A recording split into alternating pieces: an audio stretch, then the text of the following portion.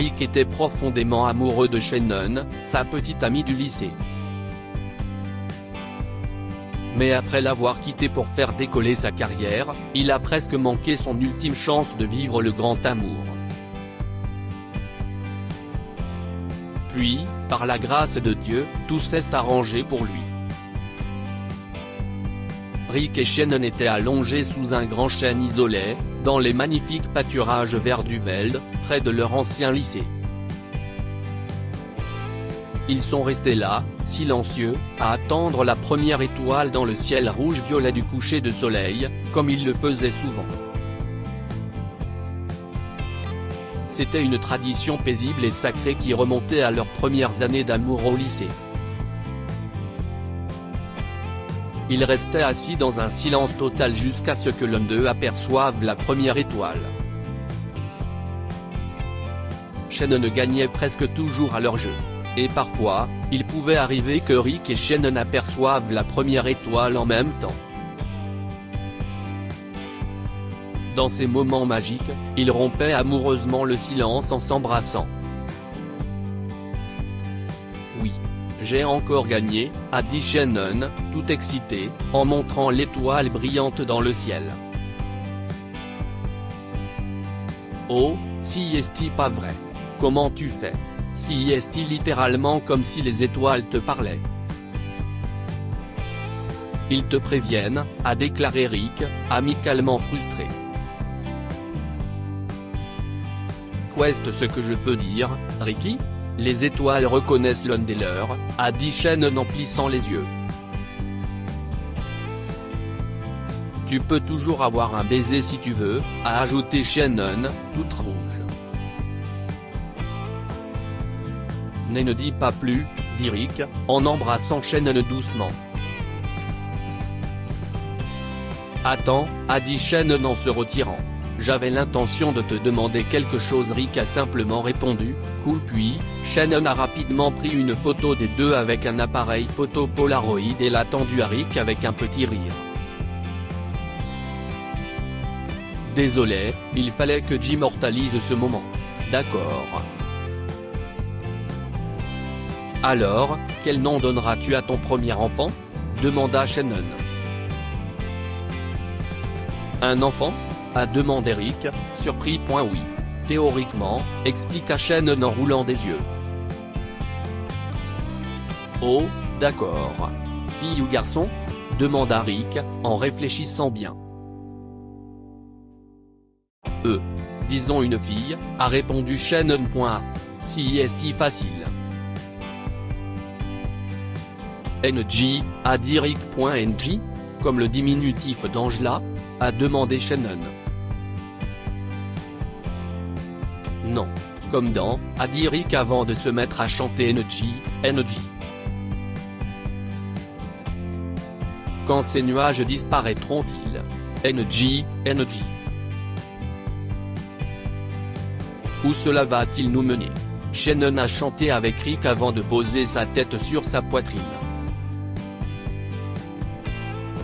Le fait d'appeler son premier enfant d'après notre chanson préférée des Rolling Stones te donne droit à un autre baiser, mon cher monsieur, a lancé Shannon, qui se tourna vers Rick avec un regard amoureux.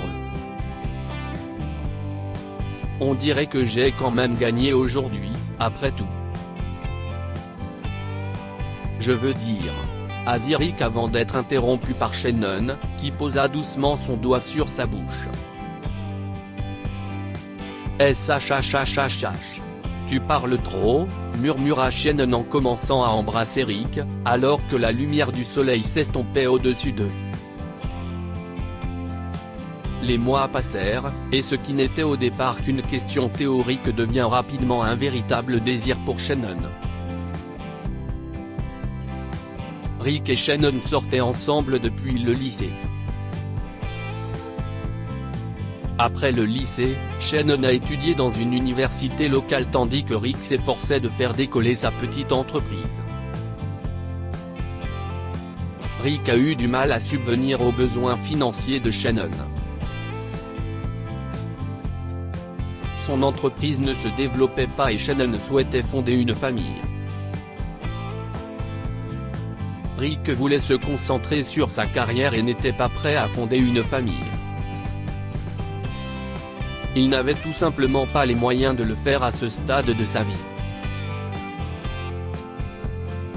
Un jour, il est entré dans une petite bijouterie locale. Il avait économisé un peu d'argent dans l'espoir de pouvoir enfin demander la main de Shannon. Il commençait à s'ouvrir à l'idée d'une famille, et ce serait la première étape pour lui. Cependant, lorsque l'argent qu'il avait économisé ne pouvait même pas payer une fraction de la bague la moins chère du magasin, il s'est finalement rendu compte qu'il ne pouvait pas être l'homme que Shannon méritait. Ce même jour, Rick prit une décision irréfléchie qu'il regretterait plus tard. Un jour, Shannon est rentrée de l'université, impatiente de voir son bien-aimé Rick. Elle lui dit « Hé, chérie, j'ai décidé de te gâter aujourd'hui et je t'ai acheté ton plat préféré, le shawarma. » Shawarma, a annoncé Shannon, contente, en franchissant la porte de l'appartement, un plat à emporter à la main. Mais l'appartement était vide. Ricky ? Cria Shannon, en regardant autour d'elle avant de trouver une note sur la petite table de la salle à manger. Shannon ramassa la note, laissa instantanément tomber le sac de plats à emporter et se mit à pleurer en la lisant. On pouvait y lire, 15 ans plus tard. Rick est devenu un gros bonnet des affaires à New York. Ses affaires ont commencé à se développer lentement après son départ pour New York, et il a finalement pu utiliser les revenus et le succès de son entreprise pour se lancer dans d'autres projets. Rick a consacré sa vie à sa carrière. Il avait souvent pensé à Shannon, mais après avoir appris qu'elle s'était mariée environ 2 ans après son départ, sa carrière était tout ce qui lui restait. Lorsqu'il n'était pas au travail, Rick consacrait son argent et son temps à la nouvelle vie à laquelle il s'était habitué. Il s'est mis à aimer les voitures rapides et la compagnie de femmes plus jeunes. La plupart des femmes de son âge qu'il rencontrait avaient une famille ou n'étaient pas intéressées par des relations superficielles. Un jour, Rick a reçu une triste nouvelle. Sa grand-mère était morte et il devait retourner dans sa ville natale pour ses funérailles. Sa grand-mère avait élevé Rick, et cette nouvelle lui a brisé le cœur. Après les funérailles, il a dû passer plusieurs semaines dans sa ville natale pour régler les problèmes liés à la maison de sa grand-mère. Alors qu'il se rendait chez l'avocat de sa grand-mère, Rick est tombé sur un concessionnaire de voitures anciennes d'occasion. Rick adorait les voitures rapides, mais les voitures anciennes étaient tout simplement son talon d'Achille. Comme il avait encore un peu de temps avant son rendez-vous, il décida d'entrer et de jeter un coup d'œil. Rick est tombé sur une magnifique voiture rétro bleue qu'il regarda pendant un moment. Les voitures d'occasion ne lui convenaient pas vraiment, mais ce n'était pas une voiture comme les autres. De plus, les prix du concessionnaire étaient inférieurs à ceux auxquels il était habitué à New York, et il a donc immédiatement acheté la voiture. Plus tard dans la journée, au coucher du soleil, Rick s'est assis sous le porche de sa grand-mère et a fouillé dans une vieille boîte contenant quelques-unes de ses affaires. Il y trouva la photo que Shannon avait prise avec l'appareil Polaroid il y a quelques années. En retournant dans sa ville natale, il a pensé à elle, mais la photo a ravivé de vieilles émotions. Des émotions qui n'avaient jamais vraiment disparu, mais qui restaient tapies au fond de lui. Il pensait souvent à elle, mais se disait qu'il n'avait pas d'autre choix que d'avancer dans la vie, tout en souhaitant qu'elle soit heureuse avec sa nouvelle famille, où qu'elle soit. En levant les yeux au ciel, il aperçut la première étoile. Une larme coula sur sa joue, se souvenant de l'étoile qui lui avait échappé. Quelques jours plus tard, Rick était en train de prendre son petit déjeuner dans un café lorsqu'il a vu une petite fille se déplacer de façon étrange autour de sa voiture. La petite fille s'est rapprochée de la voiture et a commencé à pleurer sur le pare-choc. Rick se précipita hors du café pour comprendre ce qui se passait. Qu'est-ce qui s'est passé ? A-t-il demandé à la fillette, inquiet. Si est-il la voiture de mon défunt père, a dit la jeune fille en pleurant. Comment sais-tu que si est-il la voiture de ton père ? A demandé Rick, confus. Il y a mon nom griffonné sur le siège arrière de la voiture, a dit la fille. Et quel est ton nom ? A demandé Rick en s'approchant de la banquette arrière pour vérifier. NJ, a dit la fille juste au moment où Rick a trouvé le nom. Cela l'a surpris. Pouvez-vous ouvrir la boîte à gants, monsieur ? Supplia NJ. J'y ai laissé quelque chose, a-t-elle ajouté. À ce moment-là, une femme sortit précipitamment d'une boutique voisine et s'approcha d'Angie. NJ, viens ici. Je suis désolé pour ma fille, elle. Commença la femme avant de se figer complètement. Voir Rick la stoppa net dans son élan. Je voulais juste récupérer ma poupée, l'innocent. Mon père me l'a achetée pour mon dernier anniversaire, expliqua NJ, ne sentant manifestement pas la tension dans l'air alors que Rick et Shannon se regardaient l'un l'autre avec stupéfaction. Tous deux étaient sans voix et ne savaient pas par où commencer. Rick prit la poupée dans la boîte à gants et la tendit à NJ. Il essaya de jouer la carte de la décontraction, mais il avait du mal à détacher son regard de Shannon. Shannon ? Finit-il par dire. Ricky, répondit Shannon.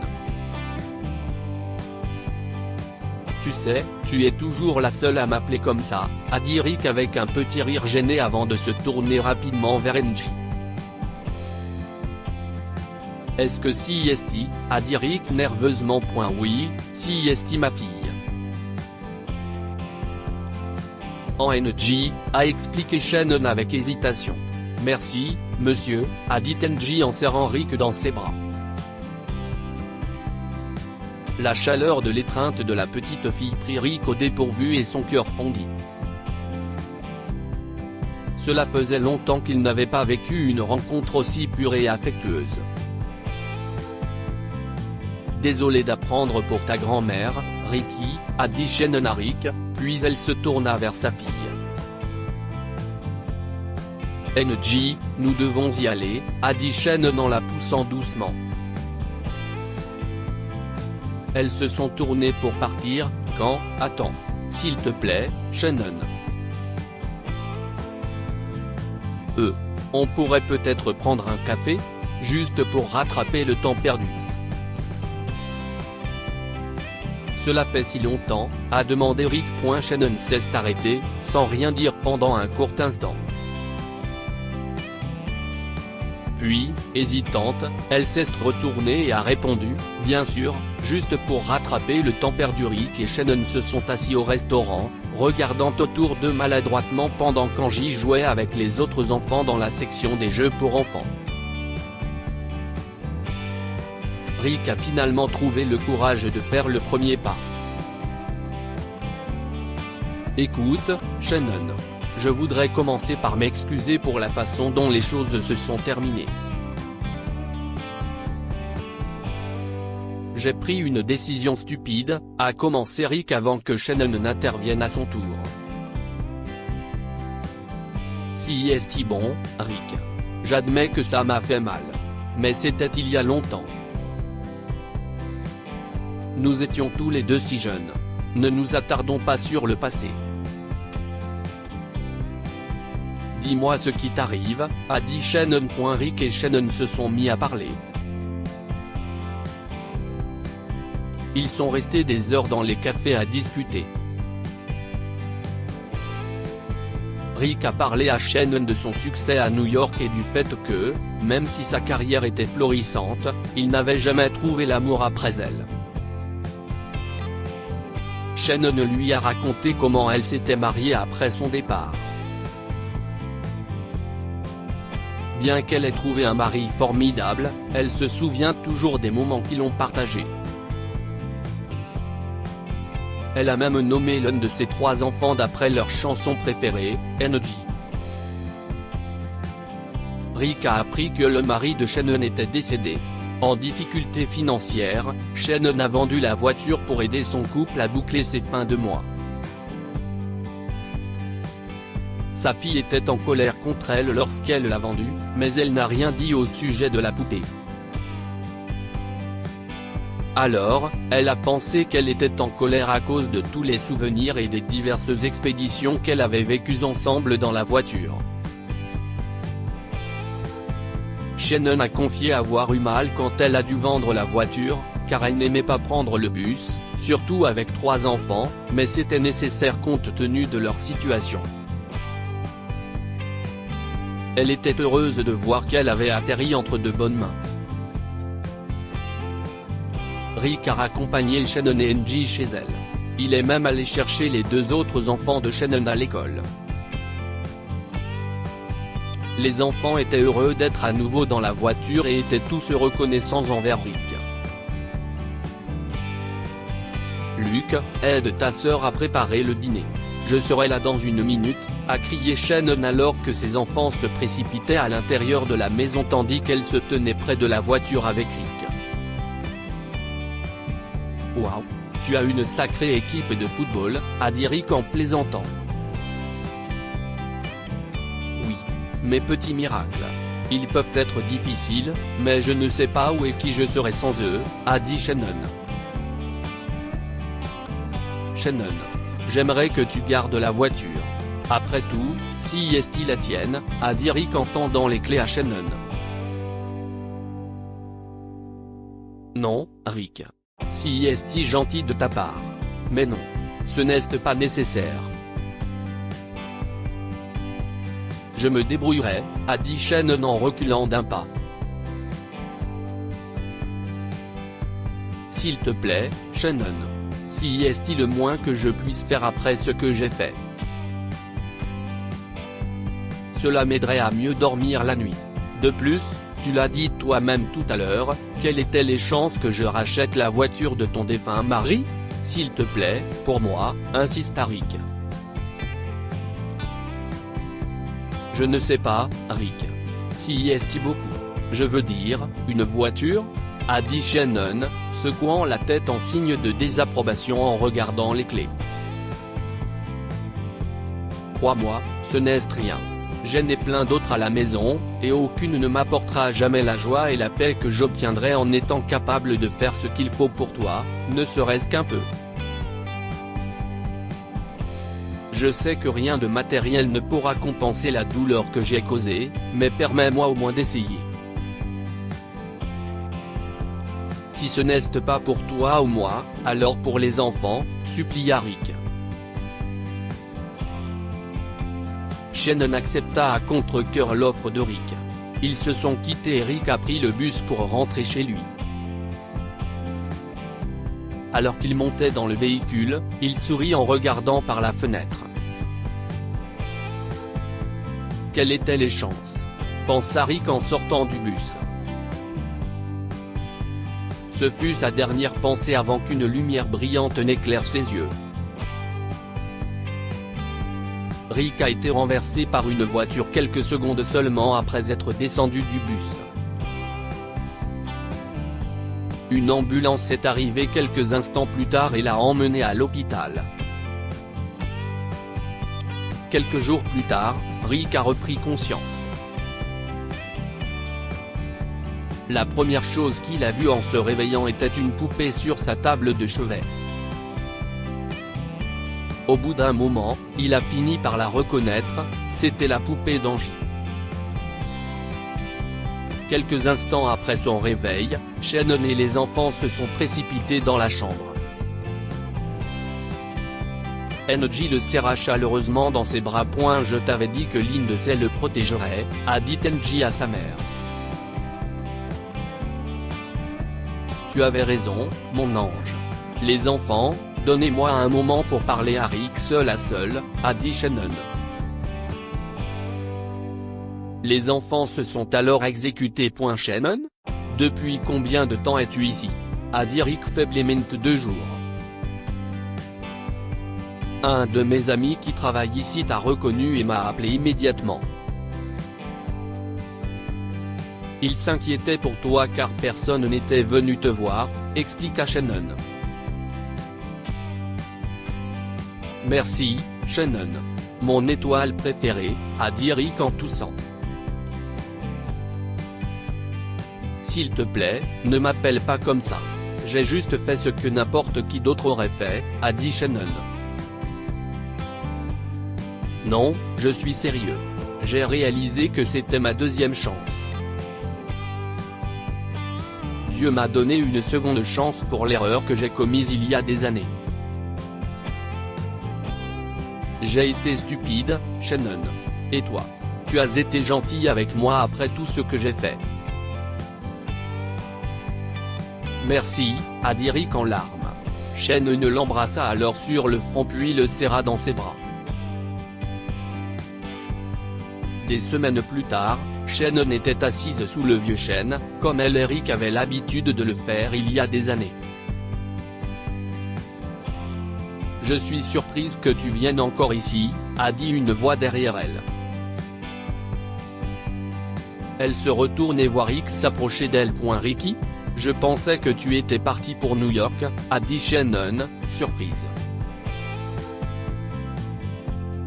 Si est bien que tu sois de retour, a dit simplement Shannon, en partageant un sourire chaleureux. Presque simultanément, ils se sont allongés tous les deux sur l'herbe. Une étoile était alors apparue au-dessus d'eux. Sans dire un mot, ils se sont tournés l'un vers l'autre et ont échangé un bref baiser innocent et doux. Ils ont ensuite continué à regarder le coucher de soleil sans prononcer un seul mot. Rick a vendu ses entreprises et s'est installé dans la maison de sa grand-mère. Comme il ne travaillait plus, il passait la plupart de ses journées à aider Shannon avec les enfants. Il a appris que l'argent n'était pas la clé de son bonheur, mais plutôt les nombreuses et précieuses relations que l'on tisse. Shannon a été impressionné par le changement des vies de Rick. Ils sont devenus de bons amis et, environ un an plus tard, ils se sont mariés, sous le vieux chêne. Que pouvons-nous apprendre de cette histoire? L'argent et les biens matériels ne sont pas la clé du bonheur. Après avoir sacrifié ce qu'il avait avec l'amour de sa vie, Rick a appris que l'argent n'est pas la clé du bonheur. Dieu offre des secondes chances et il y a toujours de l'espoir. Même si Rick a fait une énorme erreur, par la grâce de Dieu, il a pu arranger les choses à la fin. Partagez cette histoire avec vos amis. Elle pourrait égayer leur journée et les inspirer.